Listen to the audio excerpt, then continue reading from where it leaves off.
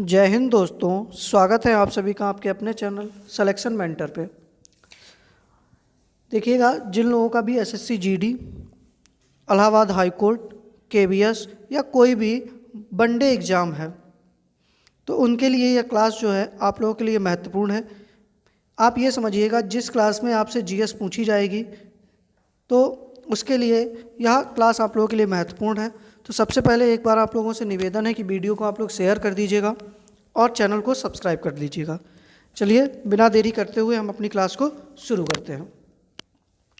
पहला प्रश्न है कि सुमंग लीला महोत्सव किस राज्य में मनाया जाता है? मणिपुर, त्रिपुरा, अरुणाचल प्रदेश। बताइएगा कहाँ मनाया जाता है। तो देखिएगा, अरुणाचल प्रदेश में कौन सा मनाया जाता है? तोरग्या महोत्सव। कौन सा मनाया जाता है? तोरग्या महोत्सव। ठीक है। मणिपुर में कचाई लेमन महोत्सव। कौन सा मनाया जाता है? कचाई लेमन महोत्सव। ठीक है। त्रिपुरा में जो है खारची उत्सव। कौन सा? खारची उत्सव। और असम में अम्बुबाची मेला लगता है और साथ में बेखो त्यौहार मनाया जाता है। कौन सा? बेखो त्यौहार। और सुमंग लीला जो है वह मणिपुर में मनाया जाता है। तो सही आंसर क्या हो जाएगा? ए ऑप्शन आप लोगों का सही हो जाएगा कि सुमंग लीला महोत्सव जो है वो मणिपुर में मनाया जाता है। पहले प्रश्न का ए आंसर आप लोगों का बिल्कुल सही हो जाएगा। अगले प्रश्न पे बढ़ते हैं। अगला प्रश्न है कि समर्पण दिवस किस तिथि को मनाया जाता है? 17 मार्च, 17 सितंबर, 11 फरवरी, 23 जनवरी। तो बताइएगा कि समर्पण दिवस जो है वह किस तिथि को मनाया जाता है, जल्दी से बताइएगा। देखिएगा, 17 मार्च को प्रेरणा दिवस मनाया जाता है। क्या मनाया जाता है? प्रेरणा दिवस। और क्यों मनाया जाता है? तो कर्नाटक सरकार के द्वारा पुनीत राजकुमार जो एक अभिनेता थे, उनकी जन्म तिथि पर, ठीक है, जन्मदिन के अवसर पर कर्नाटक सरकार ने प्रेरणा दिवस मनाने का निर्णय लिया है। ठीक है। 17 सितंबर को सामाजिक न्याय दिवस। क्या मनाया जाता है? सामाजिक न्याय दिवस। और क्यों? तो यह तमिलनाडु सरकार ने, किसने? तमिलनाडु सरकार ने ई बी रामास्वामी की जयंती पर, किनकी? ई बी रामास्वामी की जयंती पर सामाजिक न्याय दिवस मनाने की घोषणा की है। और समर्पण दिवस 11 फरवरी को मनाया जाता है। पंडित दीनदयाल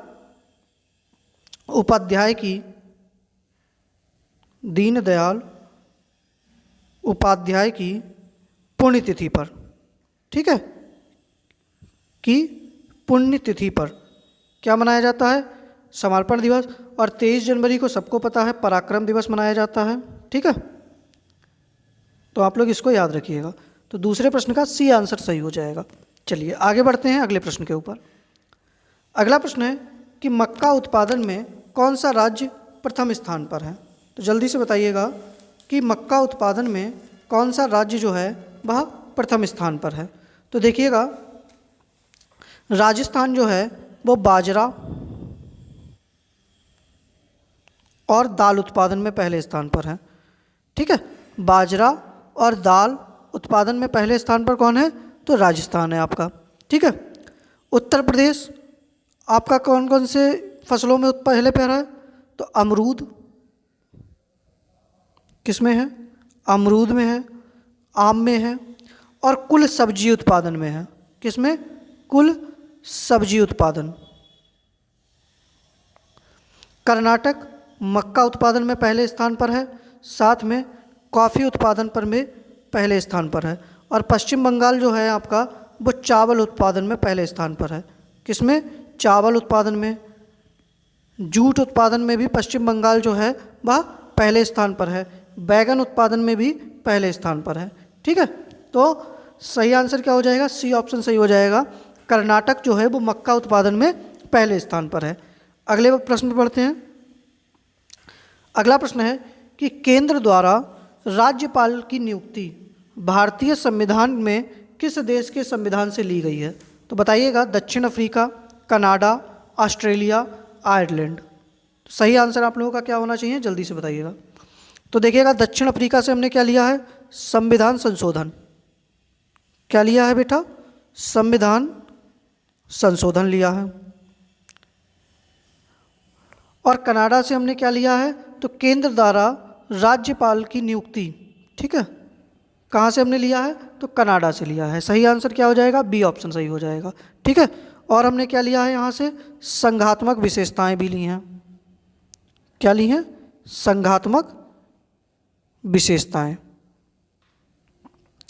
इसके साथ में ऑस्ट्रेलिया से हमने क्या लिया है? तो ऑस्ट्रेलिया से हमने समवर्ती सूची ली है।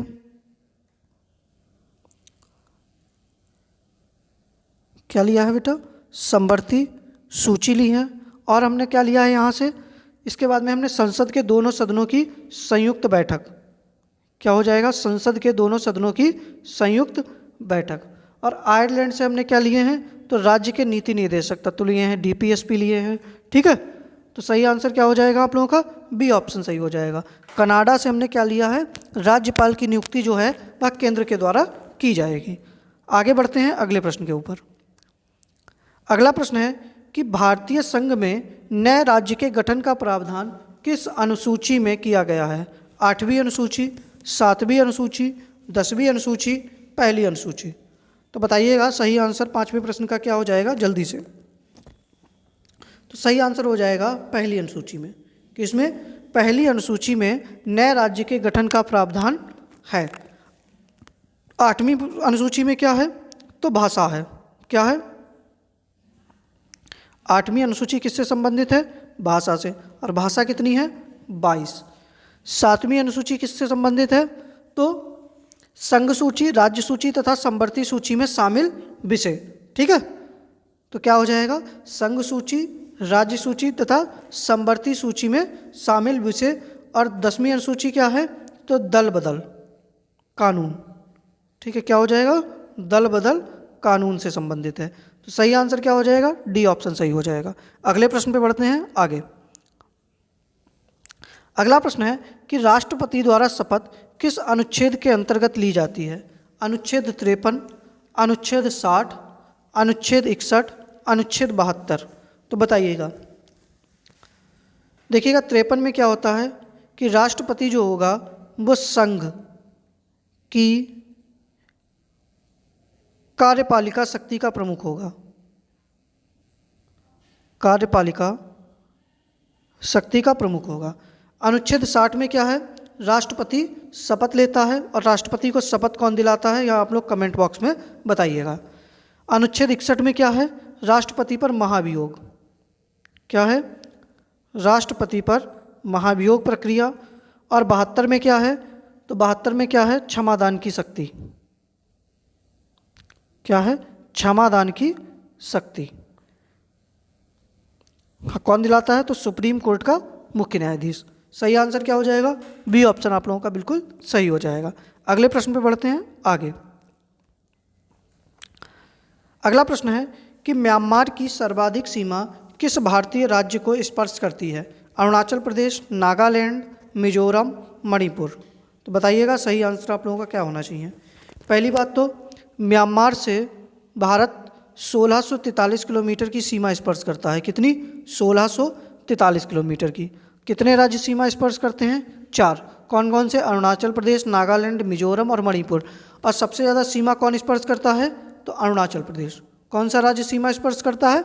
अरुणाचल प्रदेश जो है वो म्यांमार से सर्वाधिक सीमा जो है वह स्पर्श करता है। ठीक है, अरुणाचल प्रदेश को क्या कहते हैं? सबसे पहले सूर्योदय किस राज्य में होता है? तो अरुणाचल प्रदेश में ही होता है। ठीक है, चलिए अगले प्रश्न पे बढ़ते हैं। अगला प्रश्न है कि नल सरोवर पक्षी अभ्यारण्य किस राज्य में स्थित है? केरल, राजस्थान, त्रिपुरा, गुजरात। तो बताइएगा सही आंसर आप लोगों का क्या होना चाहिए, जल्दी से बताइएगा। तो देखिएगा नल सरोवर जो पक्षी अभ्यारण्य है वह गुजरात में स्थित है। कहाँ पर? गुजरात में नल सरोवर पक्षी अभ्यारण्य जो है वह स्थित है। ठीक है, तो सही आंसर क्या हो जाएगा आप लोगों का? डी ऑप्शन बिल्कुल सही हो जाएगा। अच्छा, अब आप लोग बताइएगा कि केरल में क्या है? तो केरल में आपका क्या है? थट्टेकट पक्षी अभ्यारण्य है।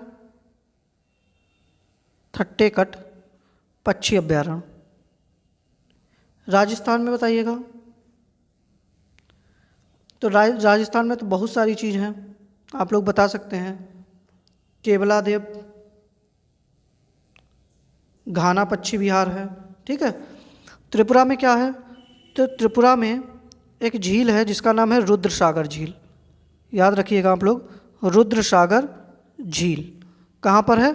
तो आपका त्रिपुरा के अंदर स्थित है। सही आंसर क्या हो जाएगा? डी ऑप्शन सही हो जाएगा। आगे बढ़ते हैं अगले प्रश्न के ऊपर। अगला प्रश्न है कि संसद टीवी के सीईओ कौन है? अजय भूषण पांडे, उत्पल कुमार सिंह, समीर बी कामत, अनिल चौहान। तो सही आंसर आप लोगों का क्या होना चाहिए? जल्दी से बताइएगा।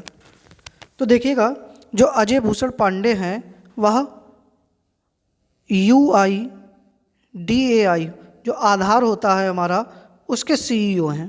किसके? UIDAI मतलब भारतीय विशिष्ट पहचान प्राधिकरण, ठीक है। इसके सीईओ कौन है? अजय भूषण पांडे हैं। और संसद टीवी के सीईओ जो हैं वह उत्पल कुमार सिंह हैं। कौन है? उत्पल कुमार सिंह है। तो बी ऑप्शन आप लोगों का सही हो जाएगा। समीर बी कामत कौन है? तो DRDO के महानिदेशक हैं।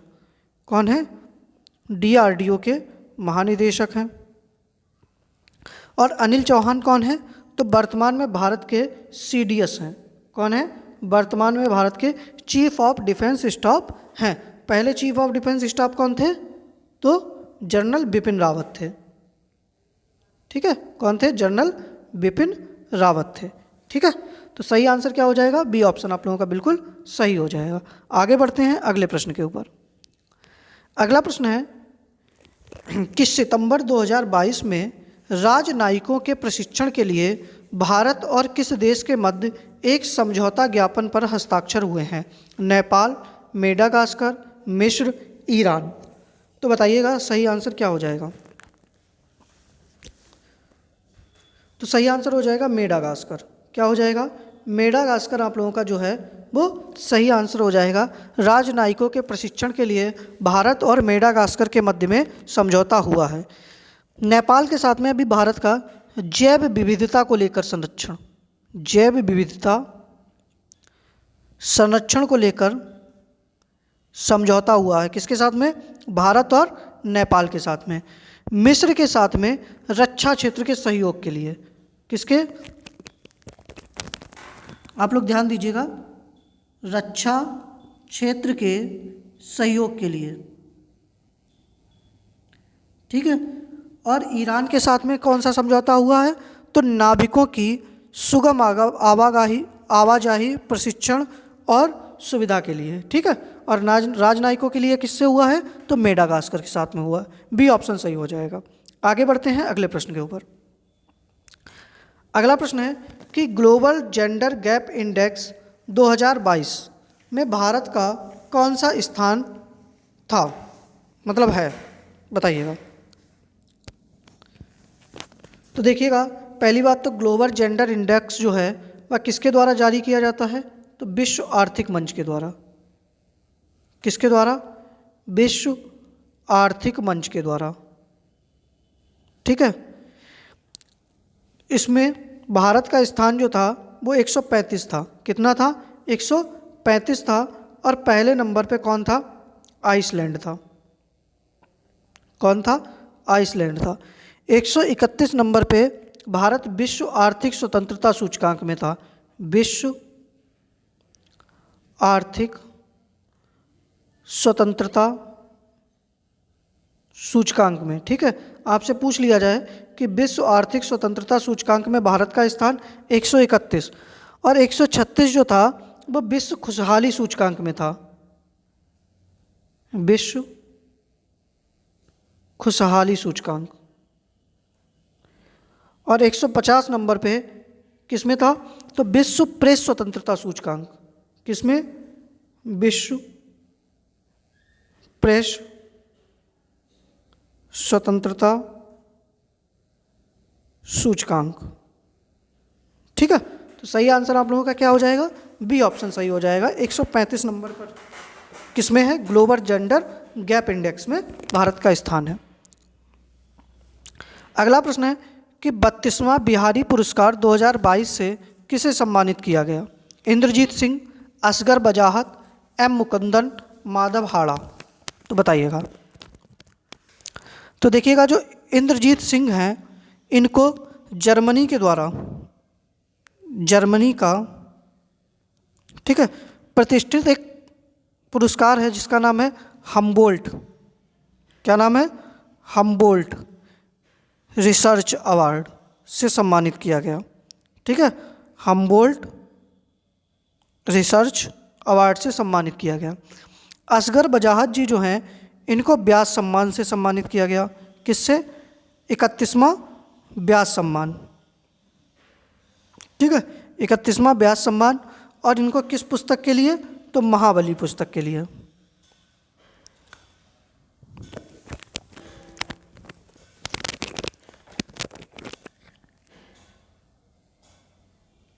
महाबली पुस्तक के लिए। एम मुकुंदन कौन है? तो यह एक मलयालम लेखक हैं। कैसे हैं? मलयालम लेखक हैं। और इनको जो है जेसीबी साहित्य पुरस्कार दिया गया। जेसीबी साहित्य पुरस्कार, जेसीबी साहित्य पुरस्कार से सम्मानित किया गया। और आपके माधव हाड़ा जी जो हैं इनको 32वां बिहारी पुरस्कार दिया गया। सही आंसर हो जाएगा आप लोगों का डी ऑप्शन सही हो जाएगा, माधव हाड़ा को। और इनकी पुस्तक कौन सी थी? तो लिख लीजिएगा, पंचरंग, पंचरंग चोल पहाड़ सखी रे, पहाड़ सखी रे। तो सही आंसर आप लोगों का डी ऑप्शन आप लोगों का बिल्कुल सही हो जाएगा। ठीक है, चलिए आगे बढ़ते हैं अगले प्रश्न के ऊपर। अगला प्रश्न है कि खांडाधार जलप्रपात किस राज्य में स्थित है? बताइएगा। खांडाधार जलप्रपात किस राज्य में स्थित है? सही आंसर आप लोगों का क्या होना चाहिए? जल्दी से बताइएगा। देखिएगा, मध्य प्रदेश में कौन सा है? कपिलधारा। मध्य प्रदेश में कौन सा है? कपिलधारा। झारखंड में कौन सा है? तो झारखंड में है आपका हुंडरू जलप्रपात। कौन सा है? हुंडरू जलप्रपात। खांडाधार कहाँ पर है? तो उड़ीसा के अंदर है, बी ऑप्शन सही हो जाएगा।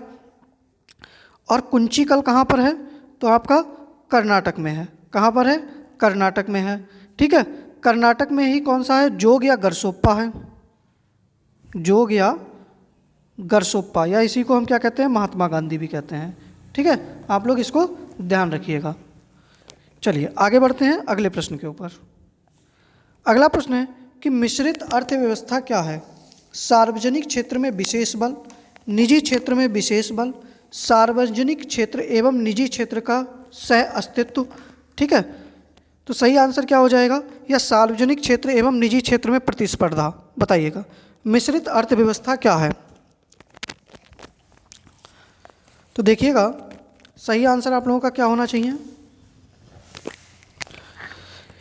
सी ऑप्शन सही हो जाएगा, सार्वजनिक क्षेत्र एवं निजी क्षेत्र का सह अस्तित्व। तो सही आंसर क्या हो जाएगा? सी ऑप्शन आप लोगों का बिल्कुल सही हो जाएगा। मिश्रित अर्थव्यवस्था क्या है? सार्वजनिक क्षेत्र एवं निजी क्षेत्र का सह अस्तित्व जो होता है वो क्या कहलाता है? मिश्रित अर्थव्यवस्था कहलाती है। आपसे पूछ लिया जाए कि मिश्रित अर्थव्यवस्था का जनक कौन है?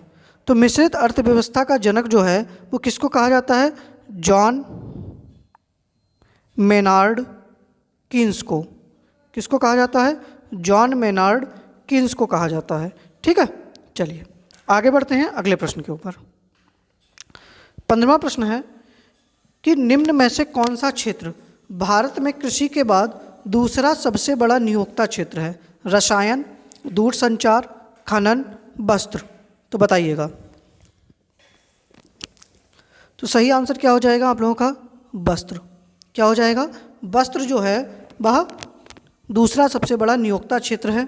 आपसे पूछ लिया जाए भारत का मैनचेस्टर किसको कहा जाता है? ठीक है, भारत का मैनचेस्टर। और इधर आप लोग बताइएगा उत्तर भारत का मैनचेस्टर।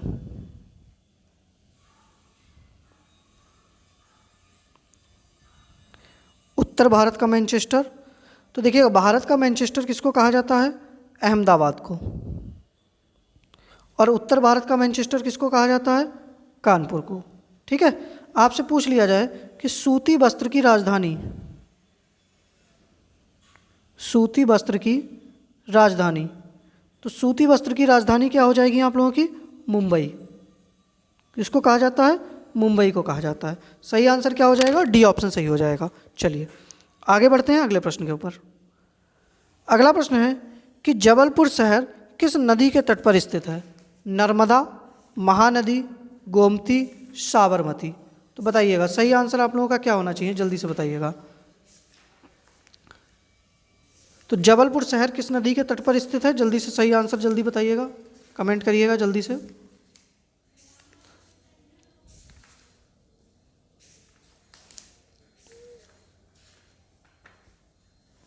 तो सही आंसर हो जाएगा किस नदी के तट पर है? नर्मदा नदी के तट पर। किसके? नर्मदा नदी के तट पर कौन सा शहर स्थित है? तो जबलपुर शहर स्थित है। इसके बाद में अगर आप लोग बताइएगा गोमती नदी के तट पर कौन सा शहर स्थित है, बताइएगा। तो गोमती नदी के तट पर कौन सा शहर स्थित है? आपका लखनऊ। कौन सा है? लखनऊ। महानदी के तट पर कौन सा स्थित है? भुवनेश्वर। और साबरमती के तट पर कौन सा स्थित है? अहमदाबाद। ठीक है, चारों लिख लीजिएगा आप लोग, ए ऑप्शन सही हो जाएगा। आगे बढ़ते हैं अगले प्रश्न के ऊपर। अगला प्रश्न है कि विंग्स इंडिया 2022 का आयोजन कहाँ हुआ, बताइएगा। आगरा, हैदराबाद, गांधीनगर, मुंबई। तो देखिएगा जो विंग्स इंडिया 2022 है इसका आयोजन हैदराबाद में हुआ। कहाँ हुआ? हैदराबाद में हुआ। ठीक है, आगरा में क्या हुआ? 41वां हुनर हाट। ठीक है, 41वां हुनर हाट जो है वो कहाँ पर हुआ? आगरा में हुआ। गांधीनगर में क्या हुआ? तो आप लोग लिख लीजिएगा 12वां डिफेंस एक्सपो, डिफेंस एक्सपो। और मुंबई में क्या हुआ?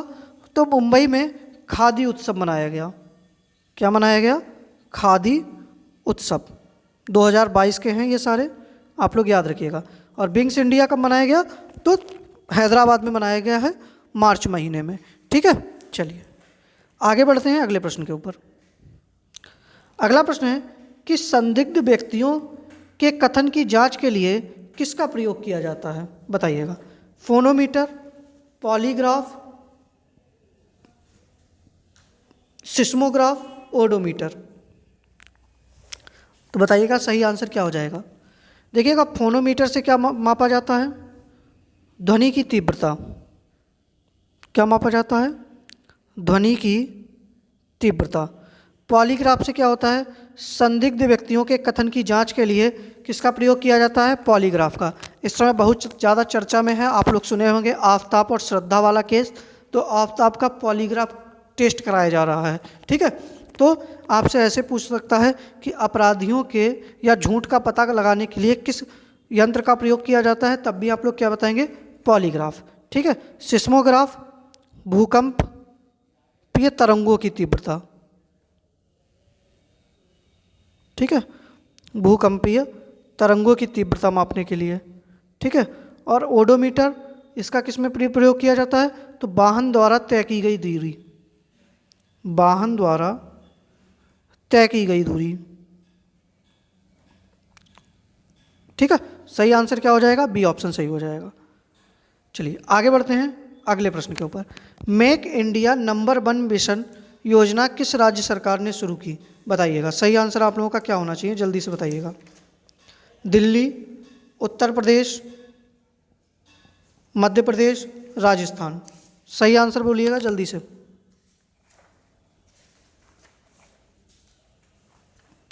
तो सही आंसर हो जाएगा आपका दिल्ली ने। किसने शुरू की? दिल्ली ने। मेक इंडिया नंबर 1 जो है वह दिल्ली ने शुरू की है। उत्तर प्रदेश ने पंचामृत योजना शुरू की। कौन सी? पंचामृत योजना, याद रखिएगा। मध्य प्रदेश ने तो मुख्यमंत्री बाल आशीर्वाद योजना, मुख्यमंत्री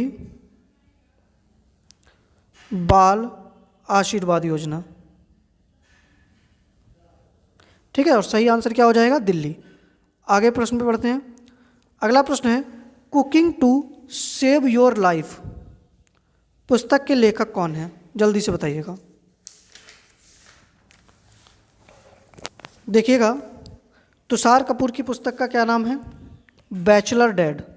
क्या नाम है? Bachelor dad. Cooking to save your life या अभिजीत बनर्जी की है, किरण बेदी की है, फियरलेस गवर्नमेंट, फियरलेस गवर्नेंस। ठीक है। और नवदीप सिंह गिल की कौन सी है? अ गोल्डन बॉय नीरज चोपड़ा। अ गोल्डन बॉय नीरज चोपड़ा। ध्यान रखिएगा आप लोग। सही आंसर क्या हो जाएगा? बी ऑप्शन सही हो जाएगा। देखिएगा, ये थे हमारे आज के कुछ महत्वपूर्ण प्रश्न। उम्मीद कर रहे हैं कि आप लोगों को प्रश्न जो हैं वो पसंद आए होंगे। अब एक आप लोगों से, जितने लोग भी वीडियो देख रहे हैं, एक निवेदन है कि आप लोग चैनल को सब्सक्राइब जरूर कर दीजिएगा और वीडियो को लाइक ज़रूर कर दीजिएगा। दूसरी चीज़, अगर आपको इसकी PDF चाहिए तो PDF के लिए आप लोग हमारे टेलीग्राम चैनल से जुड़ सकते हैं, जिसका लिंक जो है आपको डिस्क्रिप्शन बॉक्स में मिल जाएगा। बाकी हम लोग कल मिलते हैं शाम को 6 बजे वाली क्लास में। तब तक आप लोग पढ़ते रहिएगा, हंसते रहते रहिएगा, मुस्कुराते रहिएगा। जय हिंद।